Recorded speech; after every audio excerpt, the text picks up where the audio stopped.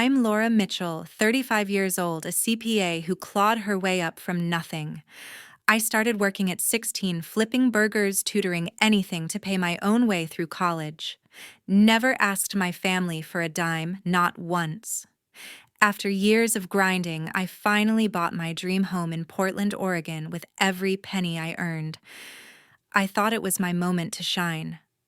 But then my stepmom served me court papers claiming I stole my half-sister's future by not handing her the keys. You heard that right?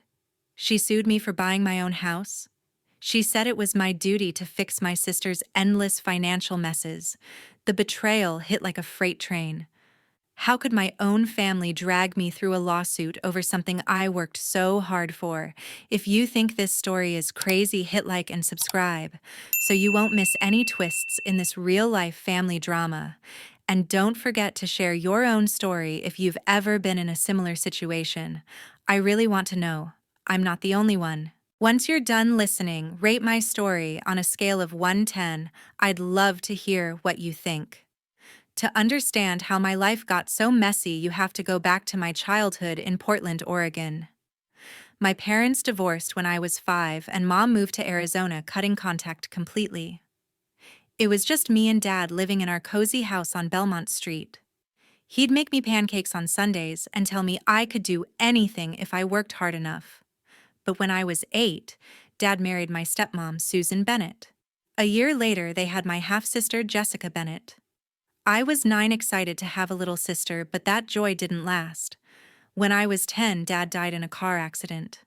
My world fell apart, and I was left with Susan and baby Jessica. Susan never tried to be a mom to me. Her whole world revolved around Jessica, her own daughter. I'd come home from school with straight A's, and Susan would say, "That's nice, Laura." But Jessica took her first steps today. Jessica's toys piled up in the living room while my books stayed in a corner. Susan bought Jessica sparkly dresses for kindergarten, but I got secondhand clothes from thrift stores. When I asked why, Susan said Jessica's younger Laura. She needs to feel special. It hurt, but I kept quiet, not wanting to make waves. By 12, I saw how Susan's favoritism shaped Jessica. She'd cry for new toys and Susan would rush to buy them. Once, when I was 13, Jessica wanted a fancy dollhouse for her birthday. Susan took $300 from the college fund Dad left me to pay for it. I found out when I checked the account and confronted her. "Jessica deserves nice things," Susan said sharply. "You're old enough to handle it." I wasn't. I felt like I was losing Dad all over again, but I swallowed my tears and moved on. At 16, I decided I couldn't rely on Susan. I got a job at a coffee shop on Alberta Street, working late shifts to buy school supplies and clothes. Susan didn't notice she was busy signing Jessica up for dance classes or buying her new gadgets. Jessica would show off her phone, smirking while I counted change for my bus fare. I saved every penny, determined to make it on my own. When I got a partial scholarship to college, Susan didn't care. She was too focused on Jessica's latest hobby, a fashion blog that never took off. When I was 17, I invited Susan and Jessica to my high school graduation. I'd worked hard to be valedictorian, hoping they'd see me for once. Susan arrived late, fussing over Jessica's new outfit. After the ceremony, she handed me a card and said, "Good job, Laura, but Jessica's tired." I stood there holding my diploma, feeling invisible. That day, I stopped seeking Susan's approval. I tried connecting with Jessica when she was 10. I took her to a cafe, hoping we could talk like sisters. She rolled her eyes and said, "You're always so perfect, Laura." It's annoying. Susan had turned her against me, making me the enemy. It stung, but I let it go. By 19, I was in college, working 2 jobs, waitressing and tutoring to cover tuition and rent. Susan never asked how I managed. Instead, she'd call to rave about Jessica's new YouTube channel, another flop she funded without question.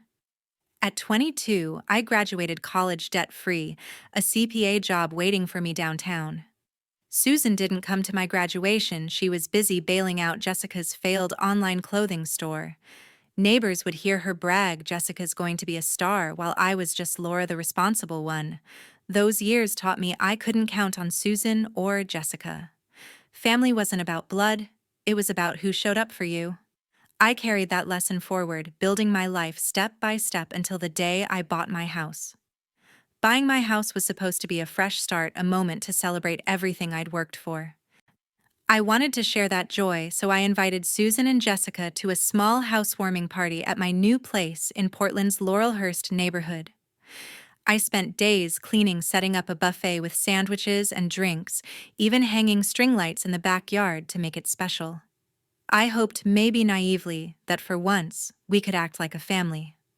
My boyfriend Michael Grant, a third-grade teacher with a knack for keeping things calm, helped me set up and promised to have my back.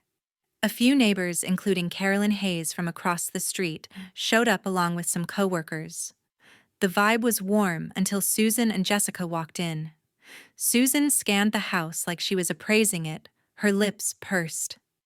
Jessica dressed in a flashy outfit that screamed her latest failed fashion venture, barely said hello before snapping photos of my living room.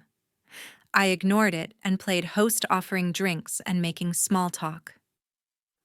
Halfway through the evening, Susan pulled me aside to the kitchen. "Laura, this house is gorgeous," she said, her tone oddly sharp. "It's too big for just you. Jessica could use a place like this to get her life together." I froze, thinking I'd misheard. "What do you mean?" I asked. Susan crossed her arms. "Jessica's struggling. You know her online store didn't work out. She needs stability, and you can help by letting her move in." I stared, my stomach twisting. "Susan, I bought this house with my own money. It's mine." Her eyes narrowed. "Family helps family, Laura. Jessica's your sister. You owe her this." Before I could respond, Jessica joined us, her phone still in hand. "Yeah, Laura, why do you need all this space? I could start over here. Maybe relaunch my brand." Her voice dripped with entitlement, like my home was her backup plan. I took a deep breath, trying to stay calm. "Jessica, I worked for years to afford this. I'm not giving it up." Susan snapped. "You're so selfish, Laura. Always acting like you're better than us." The room went quiet. Michael stepped closer, his hand brushing mine, but I signaled him to stay out of it. I turned to Susan. "This isn't about being better. It's about what I earned." Jessica rolled her eyes and stormed out to the backyard, typing furiously on her phone. Susan followed her, muttering about my attitude. The rest of the party was awkward, guests sensing the tension. Carolyn whispered, "You okay, Laura?" I nodded, but I wasn't. I felt betrayed, ambushed in my own home. A few days later, I got a call from my coworker Stephen Carter, my boss at the accounting firm. "Laura, you need to see this." He said, his voice tense. He sent me a screenshot from a local Facebook group. Jessica had posted a long rant calling me a greedy sister who refused to help her in her time of need. She claimed I'd hoarded the house to spite her, painting herself as a struggling entrepreneur and me as heartless. The post had dozens of comments, people I barely knew calling me selfish, saying I should do the right thing for family. My heart sank. I'd spent years building my reputation, and Jessica was tearing it down with lies. I called Michael that night, barely holding it together. "She's trashing me online," I said, my voice shaking. "Why would she do this?" Michael was furious but steady. "She's jealous, Laura. You've got what she wants, and Susan's egging her on." He urged me to stay calm and not engage online, but it was hard. I scrolled through the comments, each one like a knife. A neighbor I'd met once wrote, "Some people don't know how to share." Another said, "Poor Jessica, stuck with a sister like that." I wanted to scream that I'd never taken a dime from anyone, that I'd earned every brick of that house. The next morning, I confronted Jessica over the phone. "Take that post down," I said, trying to keep my voice even. She laughed. "Why? It's true. You're sitting in that big house while I'm struggling." I snapped back. "You're struggling because you don't work for anything, Jessica. Stop lying about me." She hung up, and the post stayed up. Susan texted me later. "You shouldn't have upset Jessica. We'll talk about this house again soon. That soon turned out to be worse than I could have imagined. I tried to brush it off, hoping it was just her usual guilt tripping, but 2 weeks after the housewarming disaster, I came home from work to find an envelope slipped under my door. My heart sank as I opened it, a legal notice from a law firm. Susan was suing me. The letter claimed I had used my father's unallocated inheritance money Jessica was supposedly entitled to buy the house, and that my dad had intended this property to be a place where Jessica could get back on her feet. Susan was demanding that the court force me to either sell the house or transfer half its value to Jessica in order to fulfill family obligations. I stood frozen in my living room, the paper trembling in my hands. This wasn't just a family fight anymore. This was a lawsuit that could cost me my home. I called Michael immediately, my voice shaking. "Susan suing me over the house," I said, barely believing the words.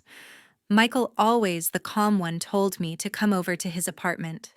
When I got there, he read the notice, his jaw tightening. "This is insane, Laura. You bought this house with your own money. She's making this up, and she has no case." His confidence steadied me, but I needed more than reassurance. I needed a plan. Michael suggested I find a lawyer who could shut this down fast. "You're not alone in this," he said, squeezing my hand. "We'll figure it out together." The next morning, I reached out to my coworker Stephen Carter, who had warned me about Jessica's Facebook post. He recommended Rebecca Coleman, a sharp civil litigation attorney with experience handling cases like this. I booked an appointment with Rebecca that afternoon. Her downtown office was no-nonsense, stacks of files everywhere, and a coffee mug on her desk that read, "Justice served." "Tell me everything," Rebecca said, pen poised over a legal pad. I laid it all out, my years of saving, how I bought the house on my own, the fight at the housewarming, and Susan's demand for Jessica to move in. I showed her Jessica's Facebook post, which was still up, and racking up comments calling me a selfish sister. Rebecca's eyes narrowed. "This is harassment, and it's damaging your reputation. We'll address that in court as well," she said firmly. She explained that Susan's case rested on a shaky claim that my father would have wanted me to support Jessica with the house, based on some vague promise Susan claimed he'd made before he died.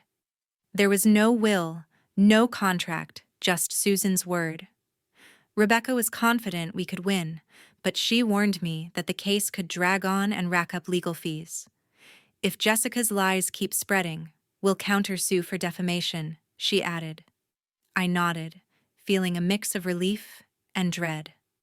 Hiring an attorney wasn't cheap, but I couldn't let Susan and Jessica bully me out of my home. Over the next few days, I started seeing just how much damage Jessica's post had caused. One of my firm's longtime clients, Mrs. Ellen Parker, canceled a meeting with me, citing concerns about your character after seeing the Facebook post. My boss, Stephen, called me into his office looking uncomfortable. "Laura, people are talking," he said quietly. "I know none of this is true, but clients are asking questions." My stomach churned. I had spent years building trust as a CPA, and Jessica's lies were unraveling it all. When I checked the group again, I saw that Jessica's post had even spread to Twitter. Strangers were tagging me as that greedy sister in Portland, and some had even found my work email to send nasty messages accusing me of abandoning family. I decided to confront Jessica again, this time in person at Susan's house.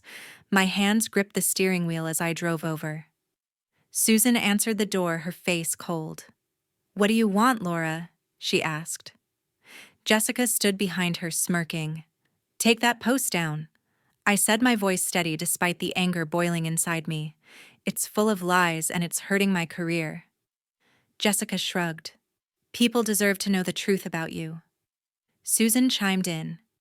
"You brought this on yourself, Laura.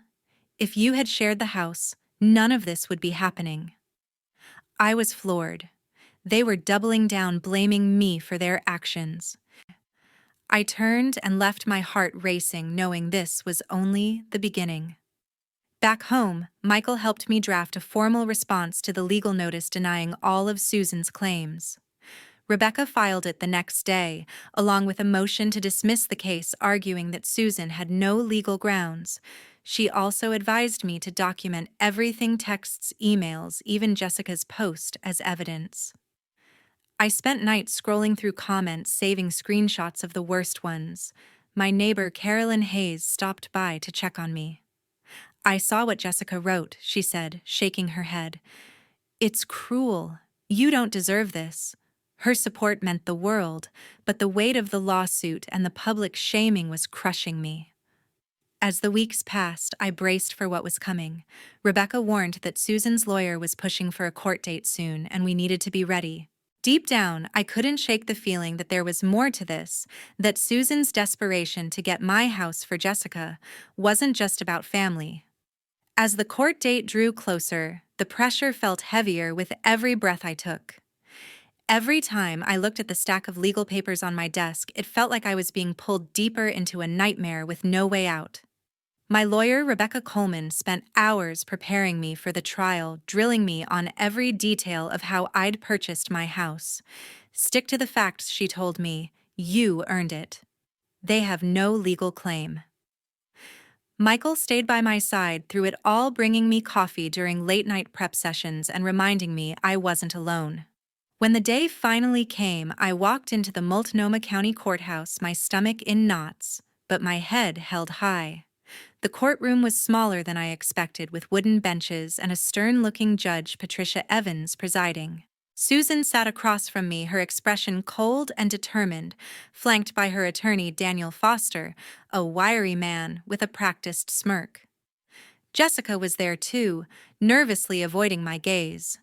Rebecca leaned in and whispered, "Stay calm. We've got this." Judge Evans called the court to order, and the battle began. Daniel opened with a story designed to pull at heartstrings. He claimed my father had wanted the family inheritance to be shared, and that I had unjustly enriched myself by using funds that should have belonged to Jessica to buy the house. He argued that my purchase was unfair, leaving Jessica with nothing, and urged the court to protect her rightful share by ordering me to sell or transfer half the home's value. He even cited a vague promise my dad supposedly made before he died about providing Jessica a stable place to live. I clenched my fists under the table as Rebecca objected, calling it hearsay. Judge Evans sustained the objection, her face unreadable. When it was our turn, Rebecca was relentless. She laid out my bank statements, pay stubs, and mortgage records, proving beyond any doubt that every cent used to buy my home came from my own earnings and savings. "My client, Laura Mitchell, worked for years to purchase this property," Rebecca said, her voice steady and measured. "There is no evidence of any family agreement, no will, no documentation of shared inheritance. The plaintiff's claim is unfounded." Then she called me to the stand. I recounted my journey working since I was 16, paying my way through college, never asking anyone for help. My voice stayed even though my hands shook slightly on the witness stand. Across the room, Susan glared at me with pursed lips, and Jessica fiddled with her phone, clearly anxious. Cross-examination was brutal. Daniel tried to twist my words. "Didn't you know Jessica was struggling financially?" he asked. "Don't you feel a duty to help your sister given what your father would have wanted?"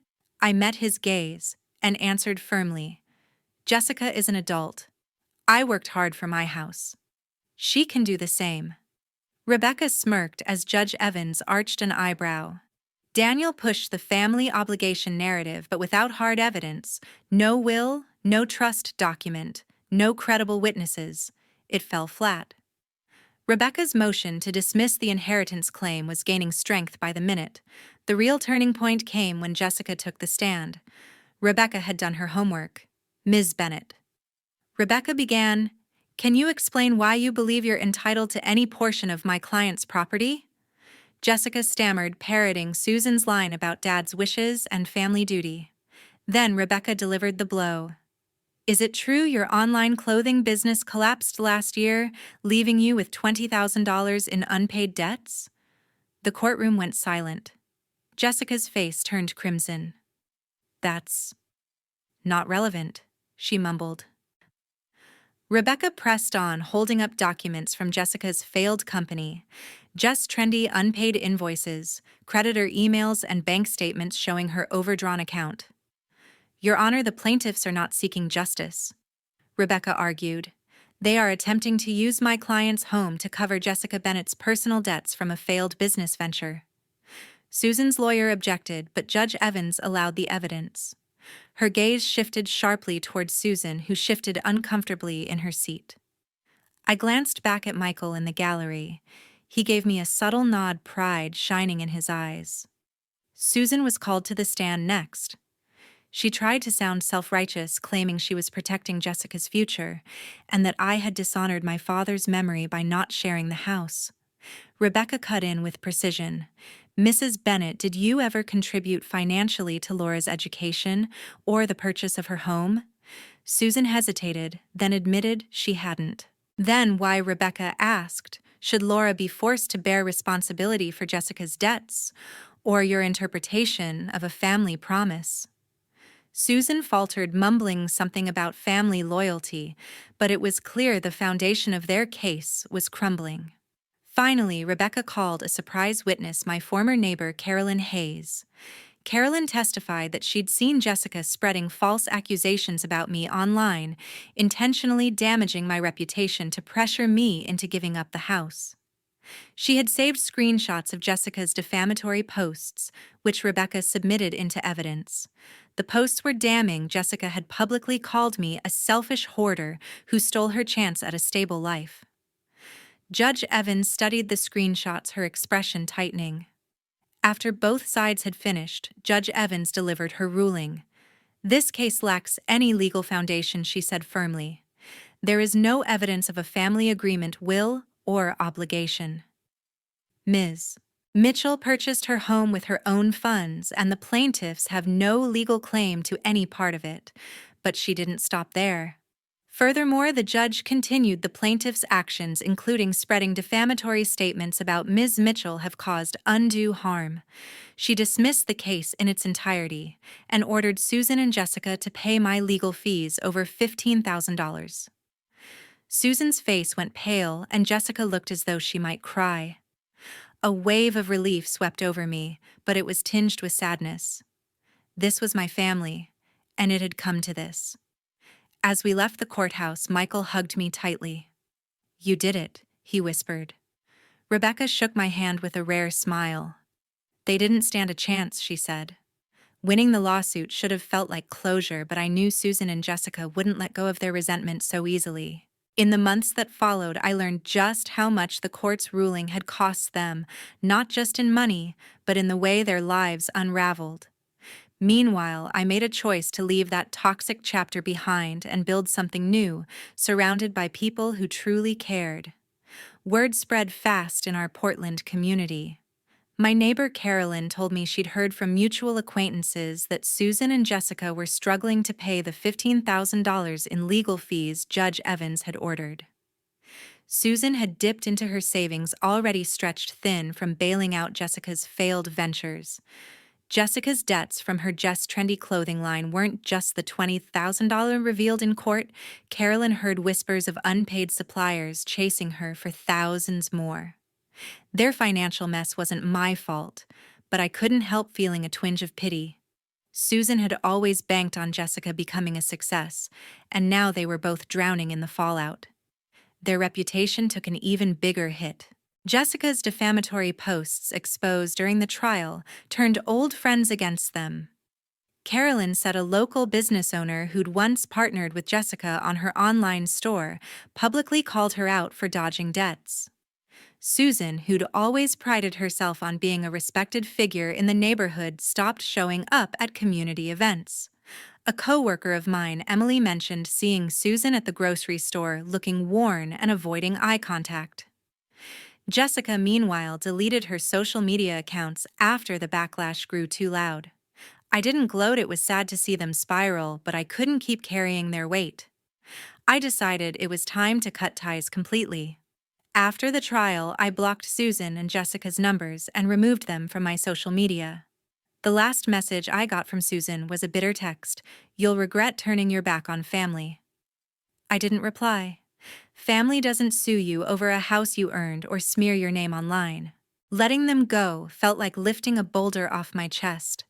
For the first time in years, I could breathe without their drama pulling me under. With that chapter closed, I turned to building the life I'd always wanted. Michael was my rock through it all. We started spending more weekends together exploring Portland's food trucks or hiking in Forest Park. He'd tease me about my terrible sense of direction, but his steady presence made me feel safe. One evening, over tacos at a spot on Alberta Street, he looked at me and said, "You're stronger than you know, Laura. I'm proud of you." Those words hit deeper than I expected, and I realized I was falling for him in a way I hadn't thought possible. Carolyn became more than just a neighbor, she became a true friend. She'd drop by with homemade cookies, insisting I needed a break from work. We'd sit on my porch laughing about her quirky book club or swapping stories about our lives. She introduced me to her friend David Martinez, a local photographer who'd heard about my ordeal. David offered to feature my story in a community newsletter, framing it as a tale of resilience. I hesitated, not wanting more attention, but Carolyn convinced me. "People need to know you're not the villain," she said.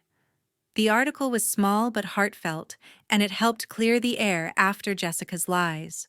My career bounced back stronger than ever. After the trial, I met with my boss, Stephen Carter, to address the damage from Jessica's posts. He was supportive, assuring me the firm valued my work. I took on bigger clients, including a local nonprofit that praised my attention to detail. Emily, my coworker, invited me to join her trivia team at a downtown bar, where I met a group of her friends, fun, grounded people who didn't care about my family drama. We'd spend Thursday nights laughing over obscure questions, and I started to feel like I belonged somewhere new. I also began investing in my home, making it truly mine. Michael helped me repaint the living room a soft blue, and we built a small garden in the backyard, planting herbs and flowers. Carolyn suggested hosting a barbecue to celebrate, and I loved the idea. It was nothing like the housewarming disaster, just close friends, good music, and no expectations. Emily brought her famous potato salad, David snapped photos, and Michael manned the grill, joking about his culinary skills.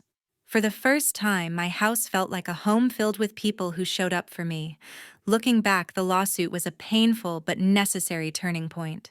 It forced me to see Susan and Jessica for who they were, people who'd never value me the way I deserved.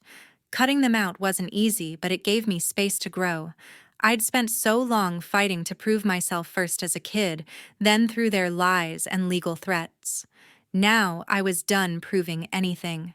A year after the courtroom victory, I stood in a small garden venue in Portland, my heart racing as I adjusted the lace on my dress. Today was my wedding day, and Michael, now my fiancé, waited for me at the altar, his smile brighter than the July sun. The past had been a storm: Susan's lawsuit, Jessica's lies, years of family drama, but I'd come through it stronger. This moment, surrounded by people who loved me, was proof I'd built a life worth celebrating. The ceremony was simple but perfect. Carolyn, my neighbor turned best friend, helped plan every detail, from the wildflower bouquets to the string quartet playing softly. My coworker Emily was my maid of honor, her laughter keeping me calm as I got ready. David, the photographer who'd shared my story in the community newsletter, captured every moment, his camera clicking as I walked down the aisle. When I reached Michael, he took my hand and whispered, "You're my home, Laura." I nearly cried right there. We exchanged vows, promising to support each other through anything, and when we kissed, the small crowd, friends, coworkers, neighbors, cheered loudly. After the ceremony, we danced under twinkling lights, surrounded by people who'd become my chosen family. Emily gave a toast, joking about my trivia team obsession but calling me the strongest woman I know. Carolyn raised her glass, her eyes misty, saying, "You deserve this happiness, Laura." I looked around, realizing home wasn't just my house. It was these people, this love, this moment. I'd spent years thinking family meant obligation, but now I knew it meant choosing who lifted you up. As for Susan and Jessica, their lives had taken a darker turn. Word around Portland was that Susan had sold her car to cover part of the $15,000 legal fees from the lawsuit, but it wasn't enough. A mutual acquaintance, Lisa Thompson, who ran a local cafe, told Carolyn that Susan was behind on her mortgage, her savings drained from years of funding Jessica's failed dreams. Jessica's troubles were worse. Her creditors had caught up with her, demanding payment for debts tied to her clothing line and a new venture, a pop-up boutique that collapsed in weeks. Lisa mentioned Jessica had moved to a small apartment, her reputation in tatters after her lies about me were exposed. No one in the community trusted her anymore, and old friends had cut contact. I didn't wish them harm, but their choices had built their own consequences.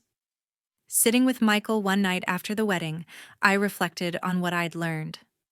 Growing up, I thought I had to earn love by being perfect, good grades, hard work, never complaining. Susan and Jessica taught me that some people will never see your worth no matter what you do. Cutting them out wasn't just about protecting my house, it was about protecting myself. Setting boundaries meant saying no to guilt, no to drama, no to people who saw my success as their entitlement. I'd fought for every piece of my life, my career, my home, my marriage, and that fight taught me. My value wasn't tied to their approval. Home became more than a building. It was Michael's laugh when we burned dinner trying to cook together. It was Carolyn's texts checking in on me. It was Emily's trivia nights and David's photos hanging on my walls. I'd built a life not just through hard work but by choosing who I let in. Self-reliance got me through the toughest years, but love and trust made it worth living. I wasn't perfect, and I didn't need to be. I just needed to be me, Laura, the woman who kept going, no matter what. To everyone who's followed this story, thank you. Your support, your comments, your time, it means the world to me. Sharing this wasn't easy, but knowing you've listened makes it worthwhile. If my journey resonates with you, please subscribe to the channel. There are more stories out there, and I'd love for you to hear them. For now, I'm stepping into this new chapter with Michael, my home, and my heart full. Thank you for being part of it.